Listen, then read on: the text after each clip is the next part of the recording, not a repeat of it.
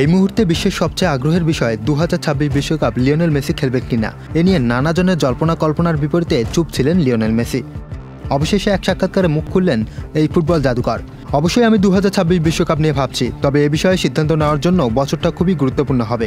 আমি প্রতিটি দিন ধরে এগোচ্ছি, বিশ্বকাপ দলে আমি থাকবো কিনা এ বিষয়ে আমার নিজের ব্যাপারেও সৎ থাকতে হবে। ক্লাব ক্যারিয়ারে বার্সার হয়ে মেসি সব অর্জন করলেও অধরা ছিল আর্জেন্টিনার হয়ে একটি বিশ্বকাপ, যা 2022 বিশ্বকাপে এক নাটকীয় ম্যাচের মধ্যে দিয়ে পেয়েছে আর্জেন্টাইন এই সুপারস্টার। যদিও 2014 বিশ্বকাপ হেরে অধরা রয়ে যায় বিশ্বকাপ ট্রফিটি। এরপর একে একে আরও দুইটি ফাইনাল হেরে ফুটবল থেকে ইতিউ টেনেছিল এই ফুটবল জাদুকর।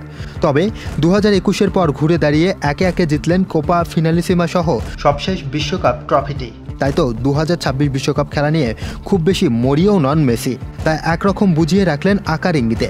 2014 বিশ্বকাপ চ্যাম্পিয়ন হতে না পারাটা আমার জন্য যন্ত্রণা ছিল। পরে চ্যাম্পিয়ন হওয়ার পর সবকিছু সহনীয় হয়েছে। হয়তো দুটি বিশ্বকাপ জিততে পারতাম, কিন্তু আমার বিশ্বকাপ আছে, এর চেয়ে বেশি কিছু চাইতে পারতাম না। শুধু বিশ্বকাপ ছিল না, এখন আমি সবকিছু অর্জন করেছি। Muin Chowdhury, channel I.